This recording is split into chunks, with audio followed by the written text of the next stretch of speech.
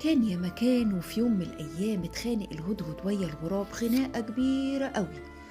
يا ترى الخناقة كانت على إيه؟ وهل الموضوع يستاهل الخناقة دي؟ هنعرف. الخناقة وباختصار كانت على حفرة مية، وكل واحد فيهم بيقول إن الحفرة بتاعته. شوية الهدهد يقول الحفرة بالمية بتاعتي أنا ومن نصيبي أنا، وشوية تانيين الغراب يقول لأ، الحفرة بالمية بتاعتي أنا ومن نصيبي أنا مش من نصيب الهدهد، ده كداب. وبعد كلام كتير ما بينهم وبعد ما كل الطيور حضروا وشافوا الخناقة، قرروا يروحوا لقاضي الطيور عشان يعرفوه المشكلة ويقول كلمته ويحكم ما بينهم بالحق. تفتكروا بقى قاضي الطيور هيقول حفرة المية دي من حق مين فيهم؟ يا ترى هتبقى من حق الهدهد ولا من حق الغراب؟ هنشوف. وحكوا القاضي الطيور القصة من طقطق لسلام عليكم. القاضي سألهم مين فيكم يقدر يثبت ان حفرة المية بتاعته هو مش بتاعت حد غيره؟ رد الغراب وقال له مش فاهم. فقال له القاضي يعني ومن الآخر الكلام ليكم انتوا الاتنين، اللي هيثبت فيكم ان حفرة المية بتاعته هتبقى الحفرة بالمية من نصيبه. بص الهدهد للغراب والاتنين سكتوا وقت طويل ومعرفوش يردوا ولا حتى يقولوا أي حاجة.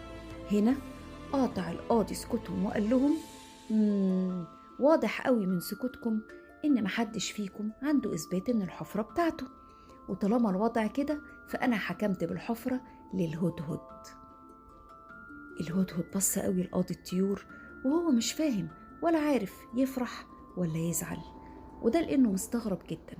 وسأل قاضي الطيور ليه حكمت بحفرة المية ليا مش للغراب؟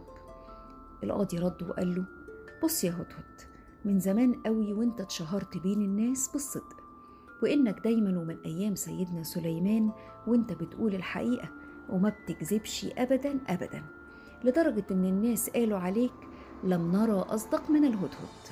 فسكت الهدهد لحظة وابتسم وقال إن كان الأمر كما قلت فإني والله لست ممن يشتهر بصفة ويفعل خلافها أو عكسها، يعني هذه الحفرة للغراب، ولئن تبقى لي هذه الشهرة والسمعة والسيرة الطيبة أفضل عندي من 1000 حفرة.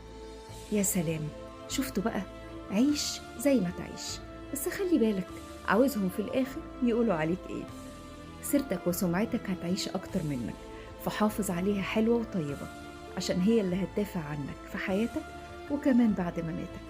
وكن كما قال أحدهم قد مات قوم وما ماتت شمائلهم وعاش قوم وهم في الناس أموات.